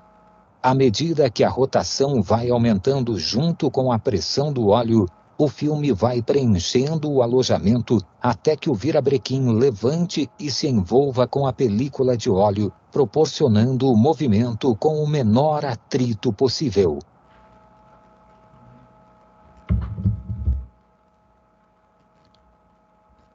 Muito bem. Bom, e aí falando agora especificamente sobre o óleo lubrificante, tá, pessoal? Então, do que é composto um óleo, né? Pelo vídeo a gente conseguiu entender bem a importância dele, né? De formar essa película de óleo ali entre as partes móveis do motor. Então, o óleo lubrificante ele não pode ser qualquer óleo lubrificante. Eu não posso pegar o óleo de cozinha e colocar lá dentro do motor. Ele tem que ter propriedades, ele tem que ter características que me permitam ter tudo isso aqui que está aparecendo na tela para vocês. Ele precisa lubrificar, ele precisa prevenir contra o desgaste, precisa proteger contra a ferrugem e corrosão, precisa limpar e manter o sistema limpo, precisa arrefecer, precisa vedar, precisa reduzir a emissão de poluentes e ainda tem que contribuir para ajudar a reduzir o consumo de combustível. Então, não é qualquer óleo, qualquer coisa, de qualquer jeito que o óleo funciona. Ele tem uma composição, a gente vai falar um pouquinho sobre isso agora. Bom, então a gente tem primeiro, a composição do óleo, ela é feita normalmente com uma base mineral ou com uma base sintética. Base mineral é derivado do petróleo, base sintética é um fluido produzido aí em laboratório. essa base vai cumprir, vai preencher um percentual de 75% até 95% do total do óleo lubrificante, beleza? Então, o óleo básico, que pode ser mineral ou sintético, ele compõe 75% a 95% do total do óleo lubrificante. Esses 5, de 5 a 25% que faltam, eles são compostos por aditivos que vão melhorar, então, as características do óleo.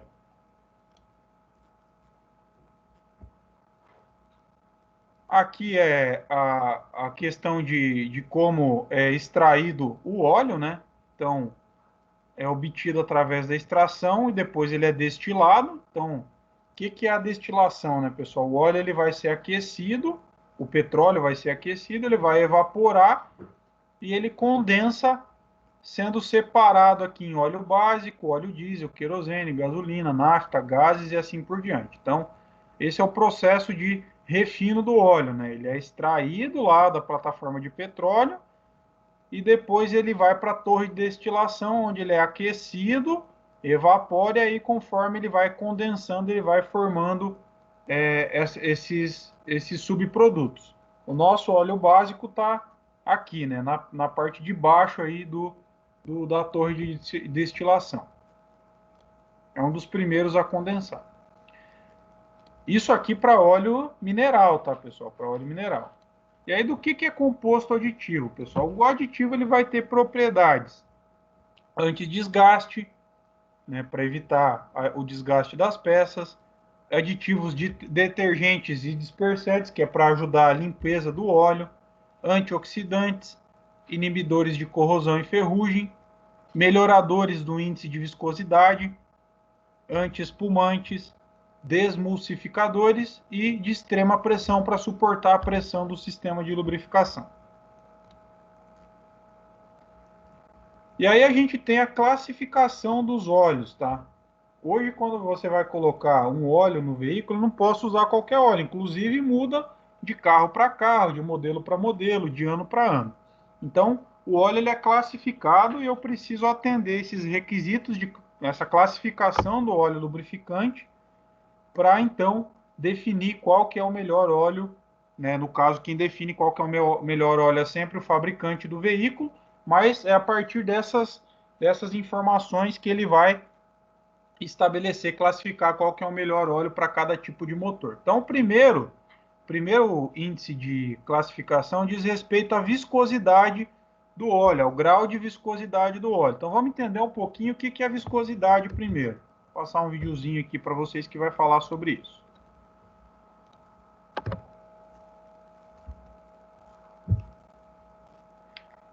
Os recipientes estão com fluidos idênticos. Observe que os dois fluidos levam o mesmo tempo para escoar de seus recipientes. Ao aquecer o recipiente da esquerda até uma determinada temperatura, podemos observar que a viscosidade do óleo do recipiente é menor que o da direita, pois o tempo de escoamento é bem menor. Isto ocorre devido à temperatura dos fluidos. O mesmo acontece no interior do motor com o lubrificante.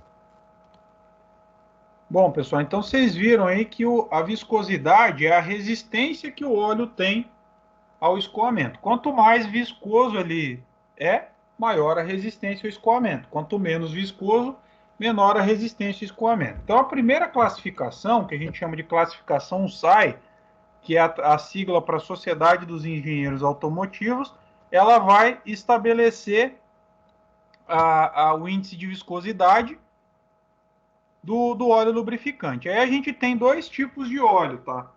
O óleo monoviscoso e o óleo multiviscoso.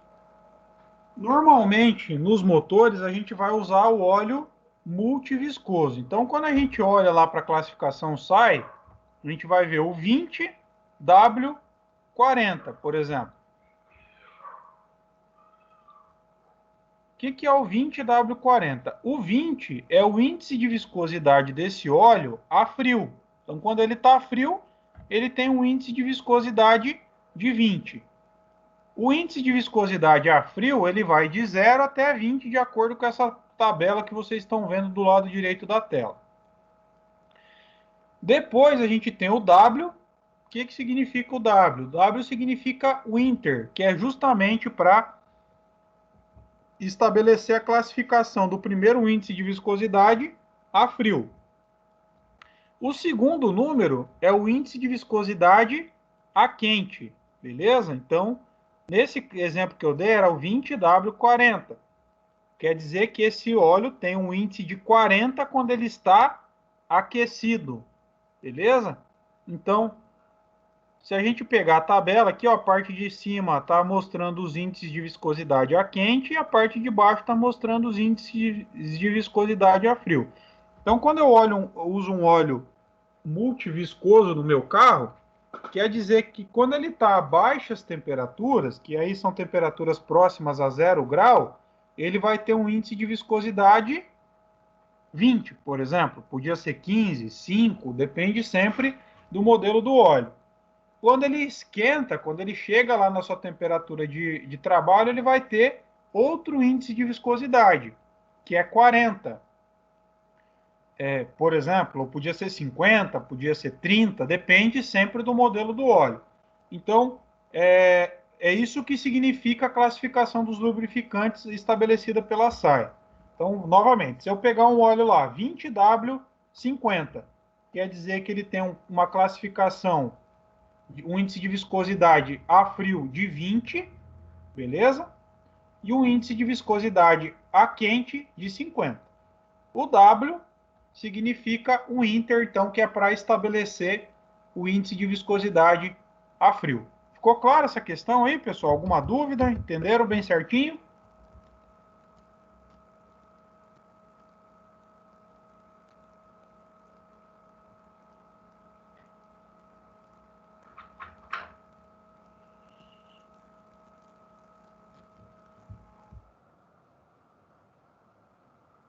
Beleza, então.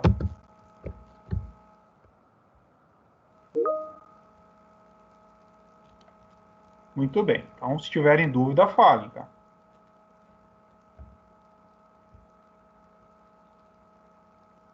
Aqui eu já expliquei para vocês, né, que é os índices de viscosidade. O óleo, esses óleos que estão aparecendo para vocês aqui são os monoviscosos, tá? Ele só tem um índice de viscosidade. Quando ele tem o W, é sempre o índice a frio. Quando ele não tem o W, é o índice a quente, tá? Então, isso é... Para transmissões, a gente vai ter lá os 75, 80, 90, 140, 250. Para motor, a gente vai ter 5W, 10W, 20W, 30W, 40W, 50. Porém, hoje em dia, os motores, a maioria vai usar óleo multiviscoso, tá? Não lembro de cabeça um motor hoje mais moderno, um veículo mais moderno que use óleo monoviscoso. É até difícil de achar para comprar. E aí tem aqueles que eu comentei com vocês, né? O 15W40, o 10W30, o 5W20, o 0W30 e assim por diante. Então, isso aqui, ó, o 15, índice de viscosidade a frio. Quanto maior o número, mais viscoso o óleo é quando ele está frio. E o índice de viscosidade a quente. Então, notem que o 15W40, ele é um óleo mais grosso que um 10W30, que é mais grosso que um 5W20, que é mais grosso que um 0W30 e assim sucessivamente.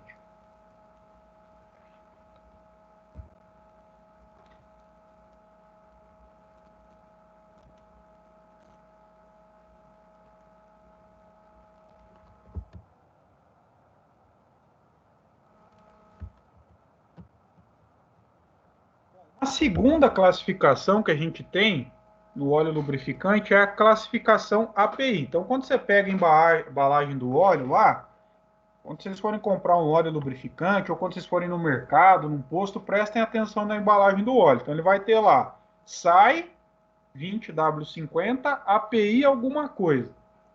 O API, ele é a classificação do Instituto Americano de Petróleo, tá, pessoal? Então, ele vai diz respeito à quantidade de aditivos, à qualidade desse óleo lubrificante, beleza? Então, quanto mais alto for o índice, melhor a qualidade do óleo lubrificante. Então, eu preciso primeiro atender a classificação do índice de viscosidade, que é a classificação SAI, e depois eu preciso cumprir também a classificação API, que faz referência, então, à qualidade do óleo, principalmente em termos dos aditivos que são utilizados e assim por diante. Para os motores ciclo Otto, para os motores a gasolina, álcool, GLV, esse índice sempre vai começar com a letra S, tá? Então, começa com a S. A segunda letra vai ser a evolução desse óleo, a graduação desse óleo. Quanto mais para o final do alfabeto, melhor. Então, a gente começou lá com o SA, que você nem encontra para comprar hoje em dia, e hoje a gente está no SM, beleza? Que é o índice mais novo, né? Os motores vão evoluindo, vão exigindo sistemas de lubrificação e óleos lubrificantes mais modernos, e ele vai evoluindo também, vai aumentando a quantidade de aditivos, a qualidade desse óleo, enfim, e ele vai subindo essa graduação. Hoje a gente está no SM, tá? Que é o óleo, o melhor tipo de óleo lubrificante em termos de qualidade. E para os motores diesel, segue o mesmo padrão, só que em vez da letra S, a gente vai ter a letra A.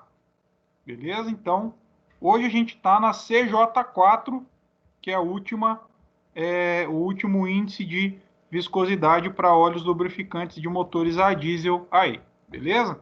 Então, aqui, pessoal, eu nunca posso negligenciar essas duas informações. Se eu for trocar o óleo do meu carro, eu preciso primeiro saber qual que é o índice de viscosidade que ele precisa usar e depois saber qual que é a qualidade exigida para aquele motor. Então, eu jamais posso pegar, vamos supor que o meu carro lá pedisse o uso de um óleo SL. Eu jamais posso comprar um óleo SG e colocar nesse carro que pede o SL, porque o SG ele tem uma qualidade menor, ele vai ter menos aditivos, menos resistência àqueles componentes que eu comentei com você, menos ação detergente, dispersante, menos ação anticorrosiva, menos resistência à pressão e assim por diante.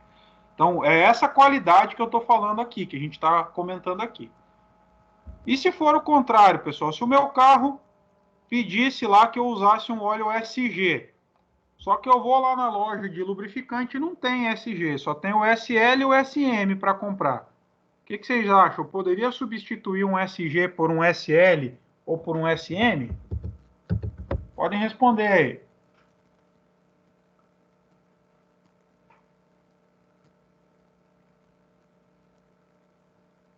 Não souberem, podem chutar, tá? Não tem problema. Aqui é a hora de errar. Vocês não podem errar quando vocês forem fazer manutenção no carro.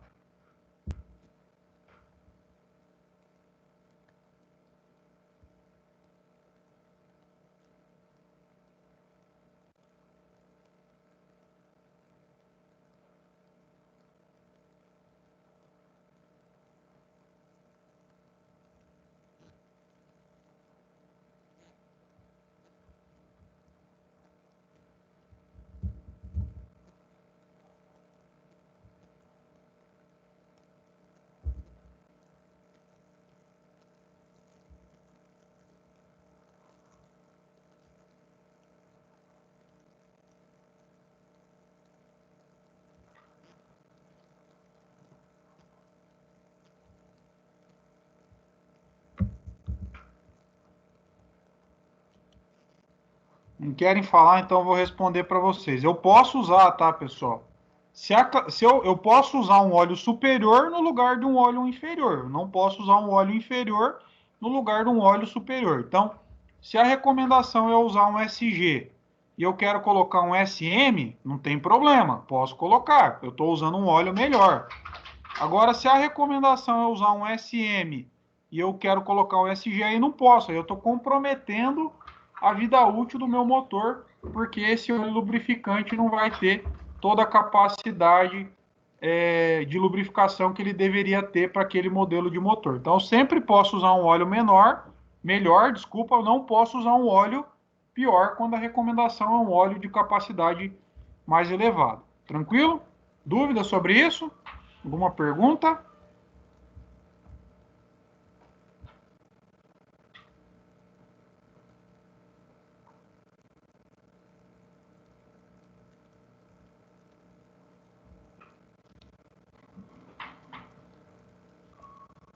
Aqui um exemplo, né, sobre a questão do desempenho aí dos óleos, né?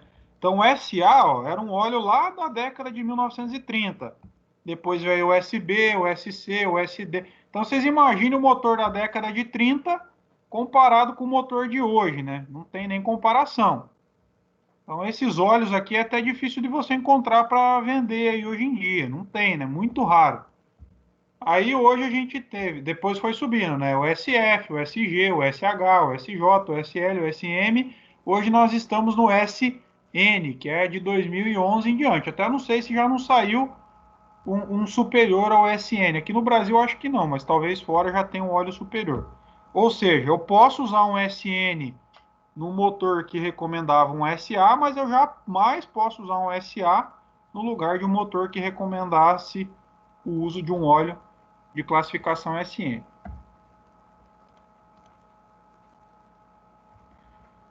Bom, pessoal, então, para a gente encerrar hoje, eu vou passar 2 videozinhos aqui falando sobre óleo lubrificante e depois a gente vai comentar um pouquinho sobre como testar a pressão do óleo.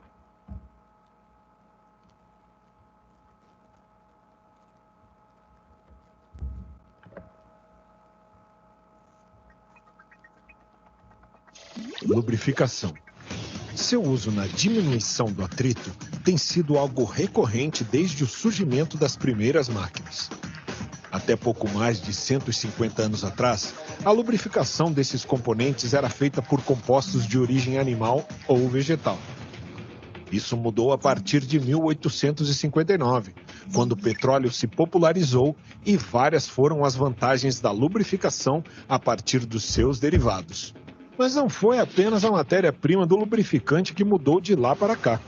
As máquinas e os motores também evoluíram, exigindo que os lubrificantes evoluíssem junto com eles.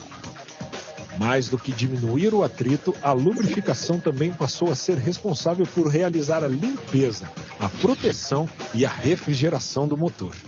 O que logo se percebeu é que um óleo básico não teria características e propriedades suficientes para atender às novas exigências. Foi preciso criar óleos lubrificantes sintéticos, fabricados a partir de reações químicas que ocasionassem uma estrutura molecular mais definida e uniforme. É essa uniformidade que proporciona maior estabilidade à oxidação, melhor fluidez, menor evaporação, boa solvência e, geralmente, maior vida útil. Os óleos lubrificantes atuais são fabricados com tecnologias inovadoras, embasadas em estudos e padrões de desempenho. Eles obedecem a órgãos de certificação e normatização como a SAI, sigla para Society of Automotive Engineers. A SAI classifica o óleo quanto ao grau de viscosidade. Não sabe o que é viscosidade? Ela é a propriedade física que caracteriza a resistência de um fluido ao escoamento. Em outras palavras, a viscosidade corresponde ao atrito interno nos fluidos devido às interações intermoleculares. Essas interações ocorrem geralmente em função da temperatura. Atualmente, os óleos são multiviscosos, proporcionando um bom desempenho em baixas ou altas temperaturas. Voltando à classificação SAI, o número antes da letra W indica o índice de viscosidade em baixas temperaturas. Já o número após o W traz o índice de viscosidade sob alta temperatura e cisalhamento. O W é a sigla para winter, ou inverno em inglês. A SAI não classifica o lubrificante em relação ao seu desempenho. Ou seja, mesmo que ele apresente boa viscosidade, ainda assim pode não atender a bons índices de desempenho.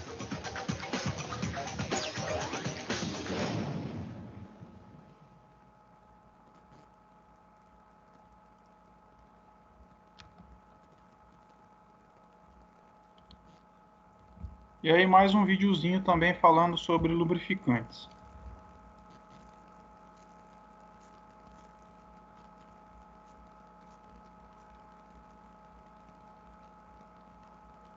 Para medir o desempenho, é utilizada a classificação de serviço. Dentre as mais difundidas estão as classificações da American Petroleum Institute, API, e da Associação dos Construtores Europeus de Automóveis, a ACEA. A API classifica o lubrificante pelo seu nível de desempenho em testes severos relacionados a proteção anti-desgaste, limpeza, fluidez e vida útil. Mais recentemente, os testes foram ampliados para avaliar economia de combustível, compatibilidade com sistemas de tratamento de gases e uso de biocombustíveis. A classificação API é dividida em duas categorias: S para motores ciclo Otto e C para motores ciclo diesel. Essas duas categorias ainda são subdivididas em níveis de performance, classificados em ordem alfabética com mais uma letra após o S e o C. Cada nível de aumento na classificação API supera o anterior. No Brasil, a categoria API mais atual é a SN para motores Otto e a CK4 para motores a diesel. Utilizar a classificação API da forma correta proporciona maior vida útil do motor, menor probabilidade de borra e economia de combustível. Lembre-se, nunca utilize um óleo com a classificação API inferior ao recomendado pelo fabricante do motor. A ASEA é outra importante classificação de serviço. Nela, as diferentes aplicações dos óleos de motor também são descritas por meio de letras. A para motores a gasolina de veículos ligeiros, B para motores diesel de veículos ligeiros e comerciais, C para veículos ligeiros com filtros de partícula diesel e E para motores diesel de veículos pesados. Por ser muito complexa, em 2004, a ASEA passou por uma revisão na qual foram combinadas as classificações ASEA A e B. O resultado disso é que um mesmo lubrificante pode atender aos requerimentos tanto dos veículos de passeio quanto de veículos diesel leves sem tratamento de gases.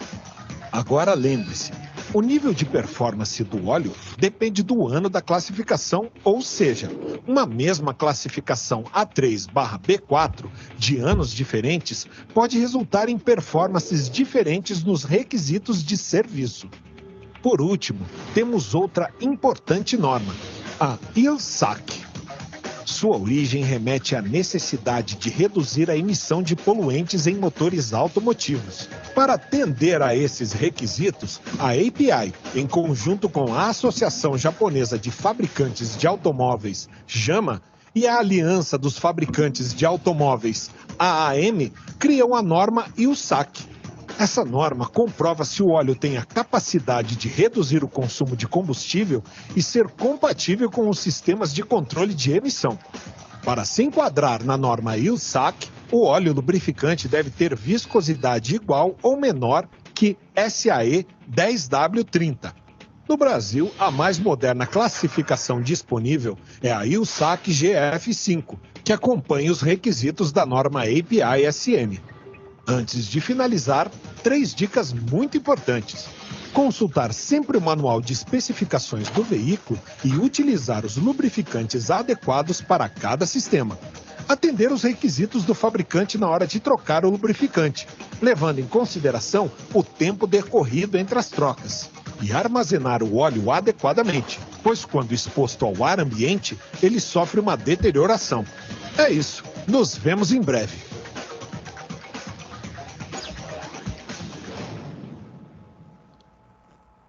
Muito bem, pessoal. Então, vocês viram aí que o sistema de lubrificação é um sistema relativamente simples, não é composto de tantos componentes assim.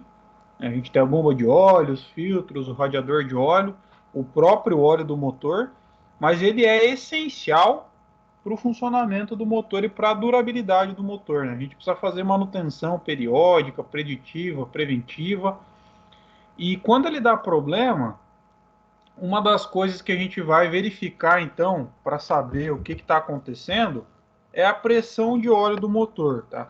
Então, isso aqui eu vou passar um videozinho que mostra como que é, para vocês já irem começando a se familiarizar, mas quando a gente tiver as nossas aulas práticas lá no Senai, a gente vai fazer na prática a verificação da pressão do óleo do motor também.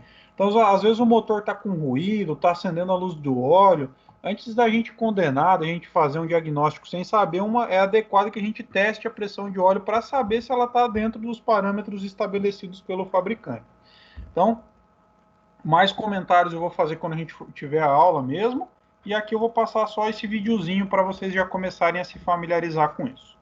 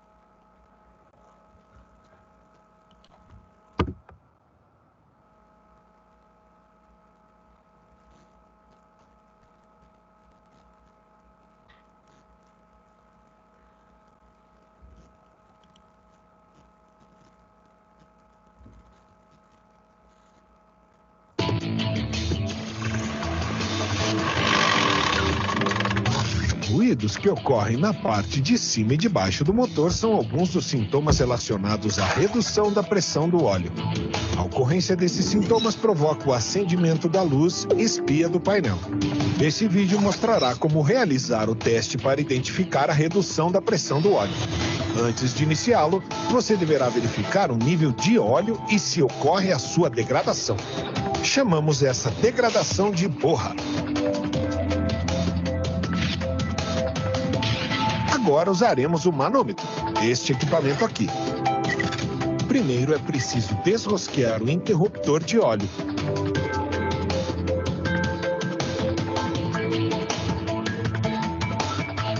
E escolher o adaptador compatível com a rosca do interruptor. O segundo passo é acoplar o manômetro na rosca.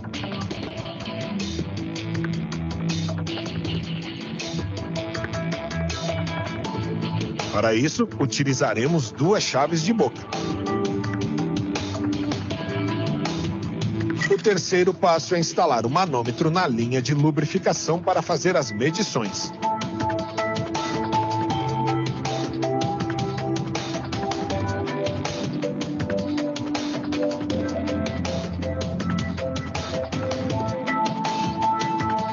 Novamente, use uma chave de boca para fixá-lo com precisão.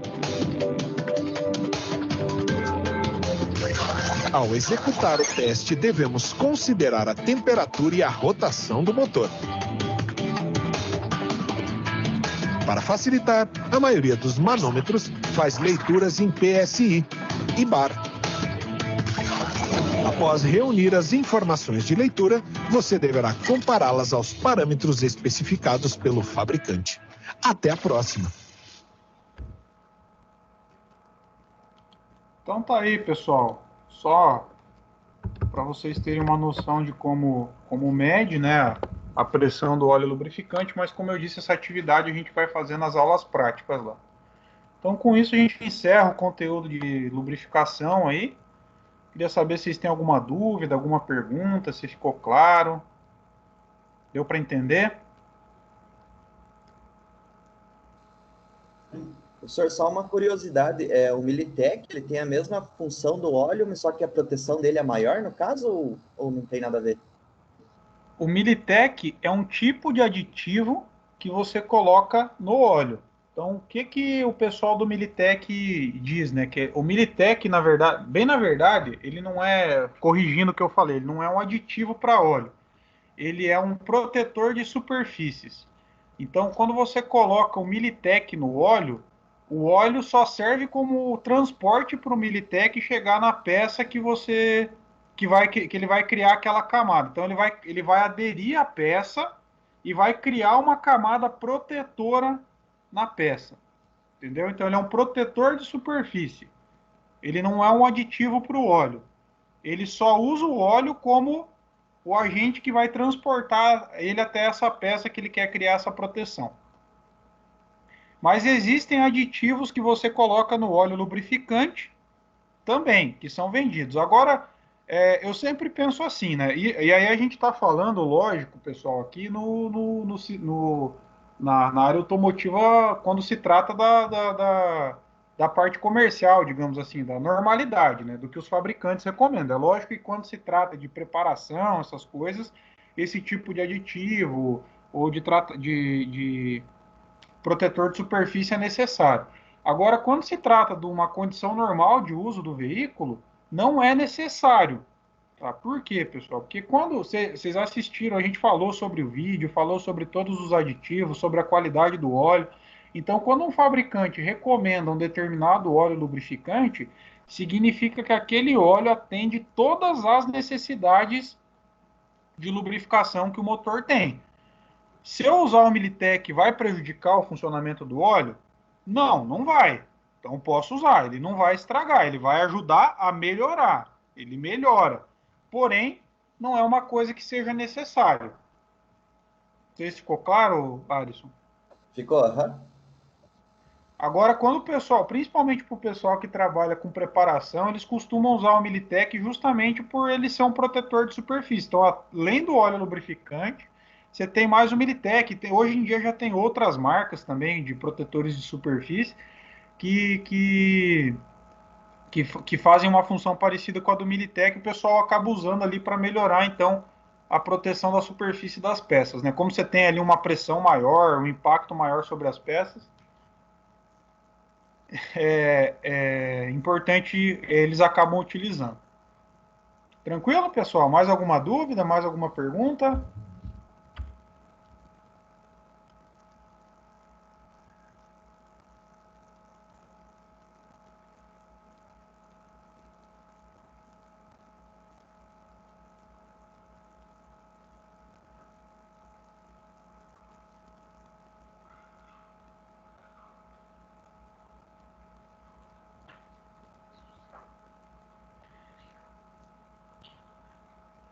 Então, beleza. Acredito.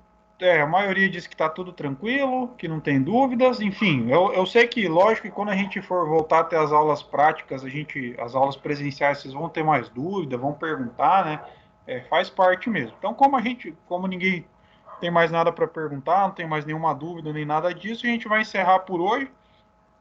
Então, agradeço a participação de vocês aí. Logo, logo eu posto a gravação da aula lá no nosso grupo do WhatsApp também. Né? Um bom fim de semana a todos aí. Até a nossa próxima aula, que vai ser semana que vem. Um abraço.